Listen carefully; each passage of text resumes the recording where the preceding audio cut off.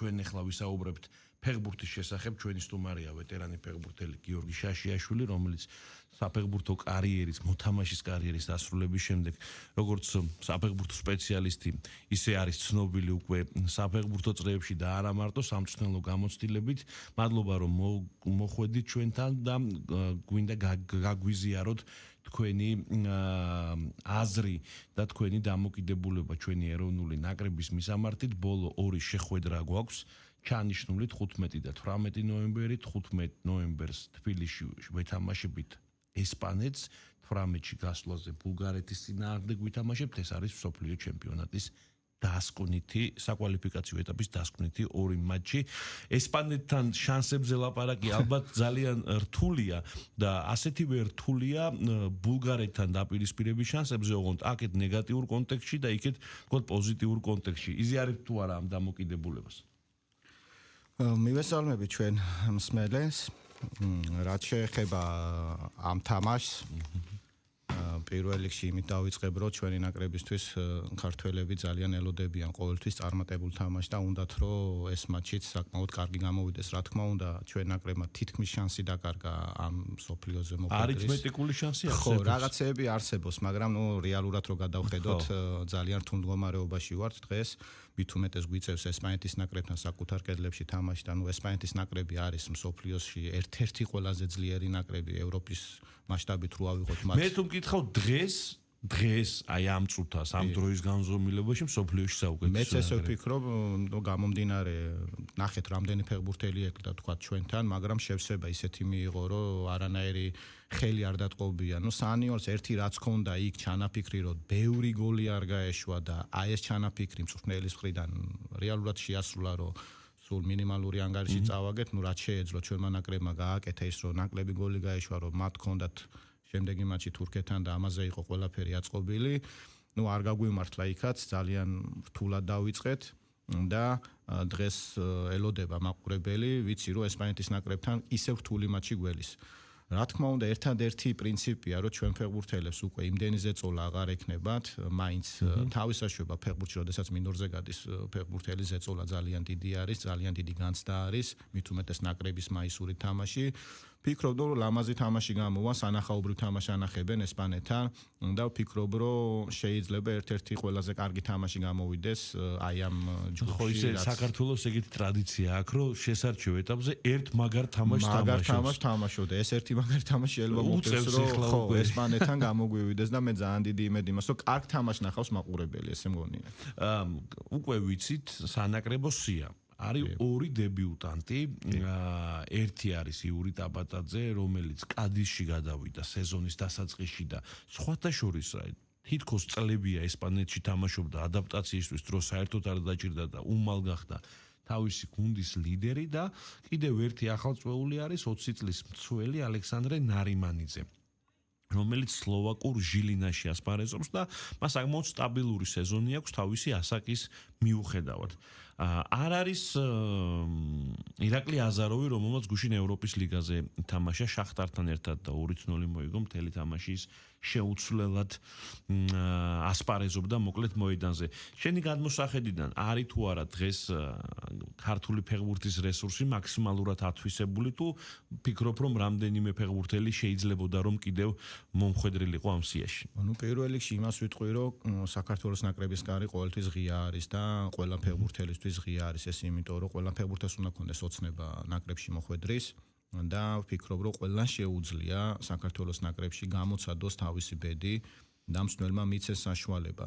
ერთადერთი არის, რომ ეს ნაკრები არის დღეს მაგალითად არის ამ თამაშისთვის შერჩეული ფეხბურთელები, 2 მატჩი არის და ვფიქრობ, რომ აი ამ მატჩისთვის მზად ფეხბურთელები ვინც არიან, ისინი უნდა იყვნენ მზად. არ ვიცი, ხა სანიოლს თავი შეხედულება აქვს, მე ულოცავ იმ დებიუტანტს, იმიტომ რომ მათთვის საკმაოდ კარგი არის ახლა ეროვნულ ნაკრებში გამოძახება. ტაბატაძეზე ვიტყვი, რომ რამოდენიმე ხნის უკან ჩვენ ეროვნულ ჩემპიონატში თამაშობდა ეს ბიჭი და ჩვეულებრივად გამორჩეული ფეხბურთელი იყო, ის წავიდა ესპანეთში და იქაც გამორჩეულია. შეიძლება ითქვას, რომ საქართველოსდან წასული ფეხბურთელები აღარ არის ისე რთულად ადრე რო იყო, რომ მაგალითად აი ადაპტაცია 2 წელი ჭირდებოდა ფიზიკურ დაკავშირებას. ჩვენი ეროვნული ჩემპიონატი კი ბატონო არის დაბალ დონეზე, მაგრამ რაღაცა სპეციფიური ჩემპიონატი გვაქვს. სრულია მაინც. ბევრ კარგ ფეხბურთელსაც კი უჭირს თქვა უცხოელი რო ჩამოვიდა შეიძლება ამ ჩემპიონატში ვერც კი გამოიჩინოს თავისი სპეციფიკა აქვს, თავისი მონაცემები აქვს, თავისი ხარვეზებით, პლუსებით, მაგრამ ერთი ჩანს რომ აქედან წასული ფეხბურთელები ეროვნულ ჩემპიონატიდან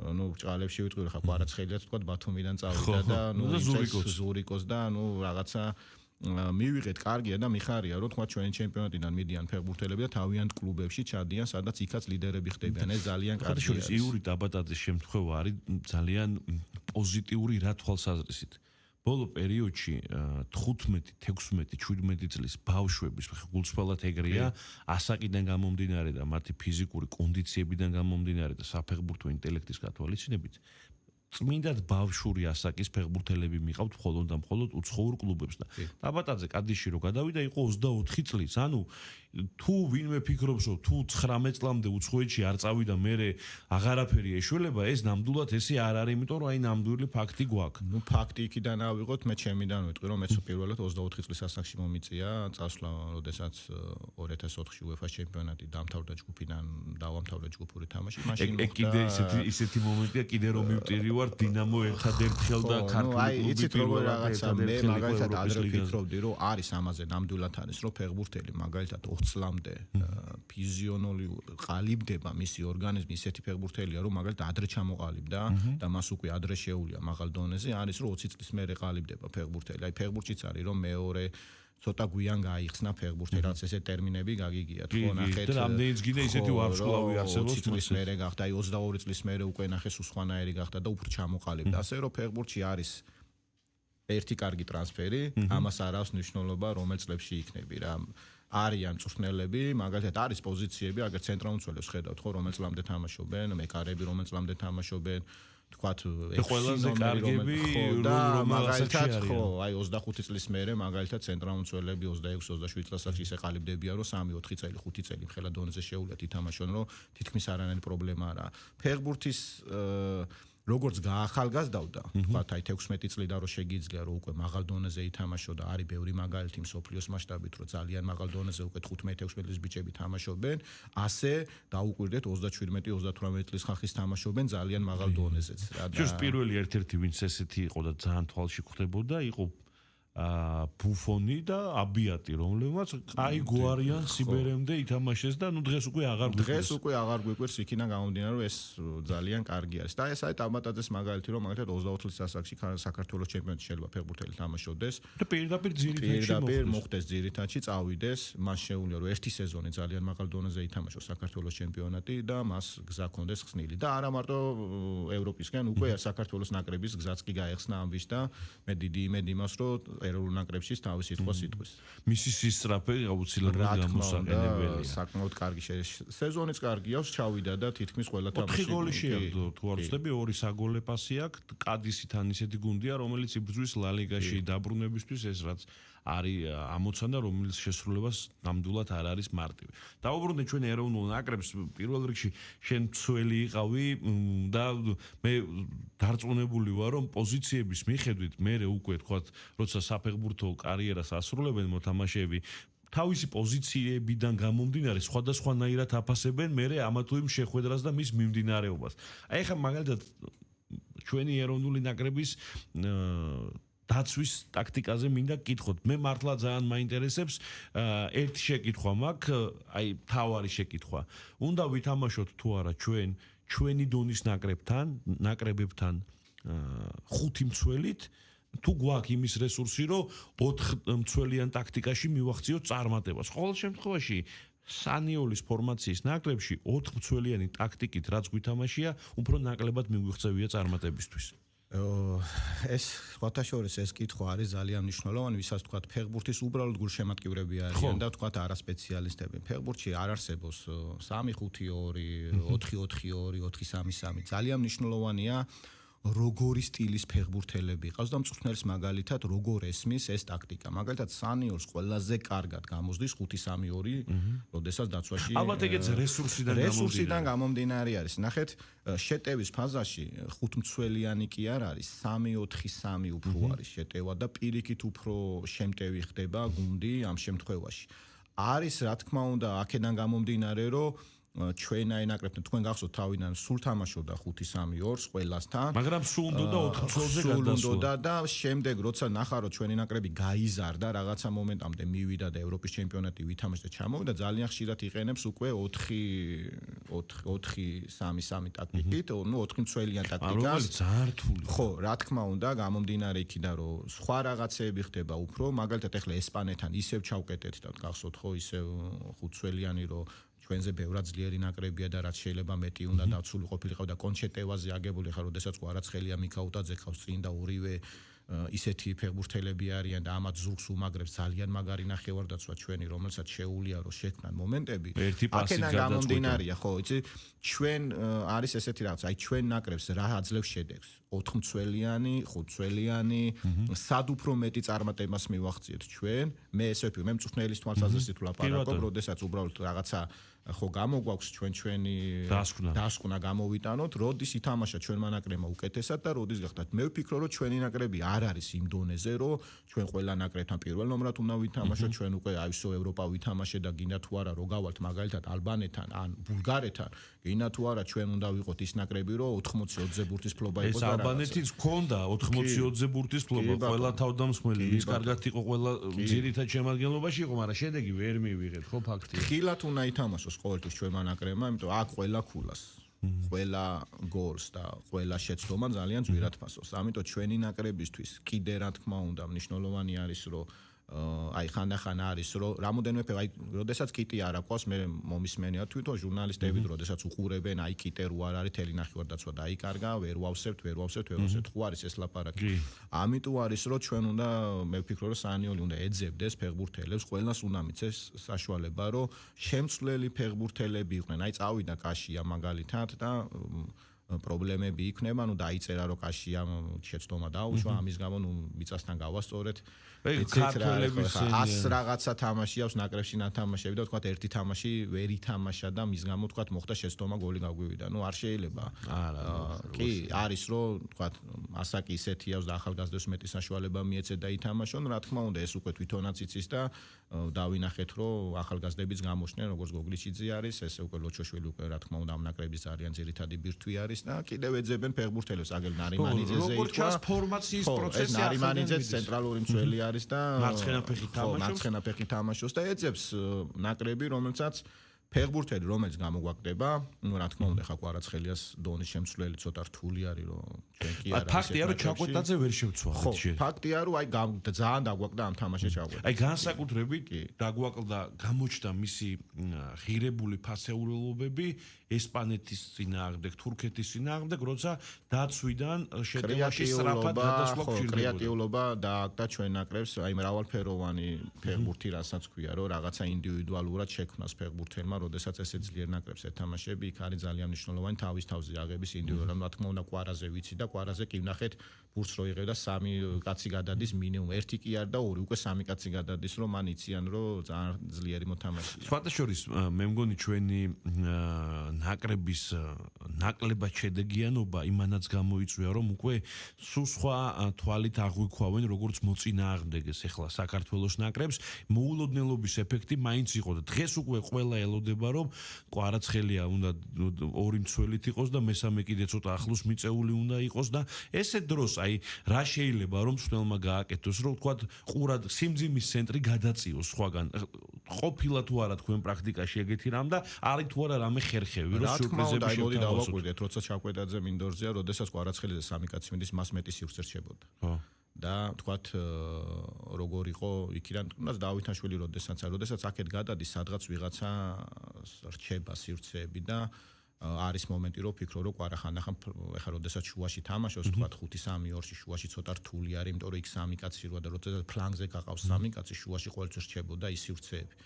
ნუ ერთადერთი კიდე ვიტყვი რომ ცოტა უთამაშებლობის გამოც მოხდა რომ ქოჩორაშვილი ისეთი აღარ იყო ბოლოს, ისეთი ეფექტური კი ჩვენი ნაკრებისთვის ძალიან დიდი ძალა, მაგრამ აი ნაკრებში ცოტა უთამაშებლობა ეტყობათ მე ფეხბურთელებს რა გინდა. ყოველ შემთხვევაში 90 წუთში. ხო, ჩემპიონატში როდესაც უკვე თამაშის რაოდენობა აღარ გიწევს, აი თქვა 3 თამაში ერთხელ მოგიწევს, 4 თამაში ერთხელ და მე ნაკრებში ჩამოდიხარ და კიდევ ესე დონის თამაშებზე სისწრაფეებში, როდესაც მნიშვნელოვანი ხარ შენ ამ გუნდისთვის, აი ეს ცოტა ფაქტორები არის რა, რომ რა მაინტერესებს, აი ძალიან მნიშვნელოვანია ჩემი აზრით, აი კვარახო მარცხენა მხრიდან უტევს ძირითადად მისთვის ყველაზე კარგი პოზიცია არის ეს. აი ამ დროს მარცხენა დამცველი ფუნქციონალურ შესაძლებლობას შეტევაში აქვს თუ არა მნიშვნელობა, იმიტომ რომ მაგალითად რამდენჯერაც აზაროვი და კვარაცხელია მარცხენა ფლანგზე ერთად მოხვდნენ, კვარას თუ თქვათ ორი კაცი მეურვეობდა და არ იყო ეფექტური, ყოველთვის უფრო მეტი პროდუქტიულობა ჰქონდა აზაროს, თუნდაც ჩაწოდებებით, დრიბლინგებით და თამაშის გამწვავებით და აქ თუ არა მნიშვნელობა კვარას ფლანგზე ისეთი მცველის დაყენებას, რომელმაც შეტევაში თამაში კარგად იცის. ყველაზე მნიშვნელოვანია დუეტები, როგორ იქნება, ხო? იმიტომ აი ნახეთ მარცხენა მცველი, მარცხენა შემტევი, ხო? მაგალითად შუაში მაგალითად ის სამეული ცენტრალური დაცვის როგორ შეთამაშდებიან ფეხბურთელები. ამას ძალიან დიდი მნიშვნელობა აქვს ფეხბურთში, იმიტომ რომ შეიძლება ძალიან ძლიერი ფეხბურთელები დადგნენ და ვერ ითამაშონ. ნუ ეხლა მაგალითი ავიღოთ აი PSG-ში მესი, ნეიმარი და მბაპე ყავდათ და ვერაფერი ვერ მოიგეს და კარებში ბუფონი და რამოსი. და ნუ რადონის ის იყო, მაგრამ ვერ შეთამაშდა გუნდი იქიდან გამომდინარე რომ რაღაც ხდება. ასე რომ ამ ფორმაციაში ეხლა აზაროვი მე ძალიან მომწონს. ძალიან კარგია, ხა რაც ითამაშა ნაკრებშიც, ძალიან კარგი არის შეტევაში, ძალიან კარგად ამოდის პრესინგიდან.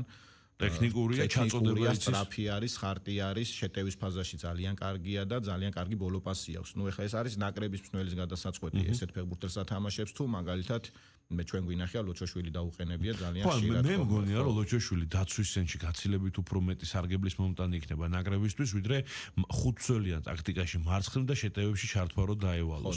იქ ევროპაზე პენალი კი მოიპოვა, კი ბატონო, მაგას მინდა უკარგავს და ფანტასტიკურად ითამაშა, მაგრამ მაინც მგონია რომ აი გრძელ ფაზაში განგრძობად პროცესში. ხო, რა თქმა უნდა, პოზიციურადაც ცენტრალური მცველია, ეხლა ლოჩო უფრო თავის აღნაგობიდან გამომდინარე, ხო, დგას, კაი პრესა აქვს. კარგია, კარგი მარცხენა ფეხია, კარგად იწყებს, დიდი არის გაბარიტებით, ორთაბრძოლებში კარგად შედის, თავით კარგად თამაშობს. ისეთის ხარტი არ არის, თქვა როგორც ფლანგზე, აზაროვი ან ესეთი ფეხბურთელები როცა არიან. ალბათ აზაროვის თემაზე ეს უფრო ალბათ ნაკრების ნოს უნდა შევეკითხოთ. შეიძლება რაღაც გადაწყვეტილება აქვს, ვიღაცის ხვისი ნახვა უნდა, აი ნარიმანიძეს მარცხენა ფეხით არის, ხო, შეიძლება რაღაცა იცის და რაღაცას ეძებს და ნუ ფაქტია რომ კარგი ეგოპცია არსებობს. ხო, ეგოპცია არსებობს, იციან რა დონის ფეხბურთელია, როგორ არის შიგნით ეხა რა სიტუაცია და რატო არ გამოიძახეს რა მოხდა, ნუ ეს უკვე ალბათ პირადად. ხო, შიდა სამზარეულოა, მაგის შესახებ ჩვენ ინფორმაცია არ გვაქვს. მინდა ზურიკოს შესახებ კითხოთ, მე ძალიან მომწონს ეს ფეხბურთელი, თავისი შესაძლებლობებიდან გამომდინარე, მარჯვენა ფეხით შეუძლია კარგი დარტყმა, მარცხენიდან უტევს, მარჯვნიდან უტევს და შუაშიც შეუძლია მოკლედ რომ იყოს პროდუქტიული. სენტეტიენში დღეს არის უპირობო ლიდერი. მართალია ეს კლუბი ფრანგულ ლიგა 2-შია, მაგრამ თამაშის სირთულიდან გამომდინარე ერთ-ერთი ყველაზე ძნელი ტურნირია ჩემი აზრით. აი მე როგორი რაღაცის კითხვა მინდა ნახეთ, როდესაც კლუბში ხარ ლიდერი, აი ეს ამ ფსიქოლოგიით თამაშობ მთელი სეზონის განმავლობაში, არის თუ არა ეგ თანმდები მე უკვე ნაკრებშიც, იმიტომ რომ დღეს მე მგონია ყველაზე კარგი რაც მას ნაკრებში უთამაში არის დღეს. ზურიკოზე საერთოდ ბავშვობიდან მოყოლებული ძალიან კრეატიული ფეხბურთელი იყო. აი ძალიან კარგი ფეთქებადობა, ძალიან მაგრად იღებს ნახევარბრუნში. ნახევარბრუნში მიღება ეს იმას ნიშნავს, რომ ისე შეუძლია მიიღოს რომ ორი კაცი ერთი შეხედვით მიღებით გააკეთოს. ხო, აი კარგია, დღეს ფეხბურთელი აღარ არის, იცი მარტო ერთ პოზიციაზე მოთამაშე, როდესაც სამ პოზიციაზე თამაშით, ხო, იგივე კვარას ხო ყველგან თავდასხმაში იგივე ზურიკოს ხან მარცხნივ, ხან მარჯვნივ, ხან შუაში. ეს ძალიან კარგი არის მწვრთნელისთვის, ძალიან კარგია რომ ერთ ფეხბურთელს შეუძლია ორ-სამ პოზიციაზე თანაბრად თამაში. ნუ შეიძლება სადღაც იყოს ძალიან ლიდერი და ძალიან კარგი, მაგრამ სხვადასხვა პოზიციებზე უნდა ითამაშოს ის. ნუ რაც შეეხება ლიდერი, როცა ხარ გუნდში და ნაკრებში ბრუნდები, ეს თავისთავად ნაკრებშიც გეხმარება, მინდორზეც გეხმარება. და აი ქართველებს თუ დავაკვირდებით ყველა გუნდებში სადაც არიან ევროპაში წასულები და მაღალ დონეზე თამაშობენ, ყველა ლიდერი არის ქართველებს აქვთ ეს უნარი რომ იყვნენ ლიდერები, მართვა შეეძლოთ კლუბის და თვითონ ქმნიდნენ ყველა. კიტე კაპიტანია, რა თქმა უნდა, კაშია კაპიტანია, ვიცე-კაპიტნები არიან, მაგრამ ხშირად უწევთ მამარდა დადგა და მე მგონი მე მიხარია რომ ჩვენ გვაქვს, ჩვენ ქართული გენში არის ძალიან დიდი ფეხბურთის ნიჭი და ამას უბრალოდ სწორი გამოყენება უნდა, სწორი მიდგომა უნდა და სწორი დაფიქრება უნდა, რომ აი ესეთ ქვეყანაში რატო არ შეიძლება რომ კიდე უფრო მეტი მაგარი ფეხბურთელი გაიზარდოს, იმიტომ რომ არ შეიძლება რომ ყველა ეპოქა რაც კი ნავიღოთ ჩვენი ეპოქები, ყველა ეპოქაში ყავდა ძალიან მაღალი დონის ფეხბურთელები. ნუ აი მესხიდან და იმიდან დაწყებული რომ დავიწყოთ რომ მიუყვეთ ბევრ ქვეყანას ძალიან მაგარ საფეხბურთო ქვეყნებს გაუძნელდება რომ ჩამოთვალონ ნუ აი ამდენი მაგარი ფეხბურთელი იბადებოდეს ესეთ პატარა ქვეყანაში, ესეთ პატარა ერში. ერთია რომ აი ლიდერობა რაც თქვით რომ ამ დავითაშვილს აქვს ძალიან მაგარი ფეხბურთელია და ყოველთვის გვაქვს მისი ის რომ მინდორზე შემოდის ან თუ თამაშობს სულ გვაქვს რომ ისეთ რაღაცას გააკეთებს რომ მან არაფრისგან შეიძლება მომენტი შექმნას და გოლი გაიტანოს. კი ბატონო, მამარდაშვილზეც მინდა გითხოთ, სადაც კატასტროფული პერიოდის შემდეგ იყო ზედიზედ 4 წაგება და თან როგორ გუნდებთან, ხო, რეალთან არ წაუგიათ, ხო, რეალს პირიქით მოუგეს. ხო, ეხა სიტისთან უწევს კიდე და ცუდი პერიოდი დაემთხვა მამარდაშვილს. თან მამარდაშვილის პოზიციიდან გამომდინარე ძალიან მარტივია თქვა, რომ ახალი მეკარის ბრალი იყო. და რა მაინტერესებს რომ ეხა მოიგეს ორი თამაში ზედიზედ კარი მშრალად შეინახა. აი ის რომ გუნდი საკუთარ კარში გოლს არ უშვებს და ისე იგებს, ამას აქვს მნიშვნელობა? მოდი ჯერ იქიდან დავიწყოთ მამარდაშვილის თემა, ვაფშე ავიღოთ ჩვენი ნაკრები. დღეს რო ჩვენი ნაკრები რაღაცას წარმოადგენს, მე ვფიქრობ რომ ალბათ მეკარის 50 თუ არა, შეიძლება მეტი იყოს დამსახურება. მაკედან იწყება ფეხბურთი მე მგონი. არის ერთი გუნდი. ეს არ არის ისე გამონათქვამი რა, იმიტომ რომ ხანდახან არის რომ აი მეკარე რა, ეხა თუ დაურტყეს, არა. მეკარე არის ის, რომელიც ისეთ ბურთებს იღებს, რომელიც გოლი უნდა ყოფილიყო და აიღო. თუ გავიხსენოთ ჩეხეთთან და თურქეთთან და ნუ თუნდა ჩეხეთთან აქ რო დიდი ანგარიშით მოვიგეთ 0-0-ზე გაიხსენეთ მამარდა რა ბურთს იღებს. პირველი 15 წუთი მარტო მამარდას ქონდა ბურთი ჩვენი და მანდედან გამომდინარე ჩვენი ნაკრები კიდე უფრო გაძლიერდა. ეხლა ლივერპულში გადასვლა, როდესაც ალისონი ყავს შენ კონკურენტი მას ძალიან კარგი სეზონი ჰქონდა, ძალიან მაგრად უყვარს და ფანტასტიკური მეკარია. მე ნახე დაემთხვა რომ დადგა და მართლა ბევრი გოლები გაუვიდა, მაგრამ თითქმის რო შევხედეთ, თითქმის არც ერთი მისი ბრალი ისეთი გოლები ის ერთადერთი აი გადაეკიდე რაზე, იცი 1-1-ზე რო გავიდა და ეს ცოტა ადრე ხო, ნუ სამაგიეროდ ჩანს რომ ამარდა ალბათ ლივერპულისთვის ალისონი როდესაც ალბათ შეიძლება ეს ბოლო წელი იყოს ალბათ 1-10 წელი უნდა იდგეს არის ლივერპულისთვის ისეთი მეკარე რომელიც ალბათ ისტორიას დაწერს და ლივერპულშიც ერთ-ერთი ისტორია დაიწერება სადაც მამარდაშვილი იქნება ის რომელიც იმ ისტორიაში მოხდება და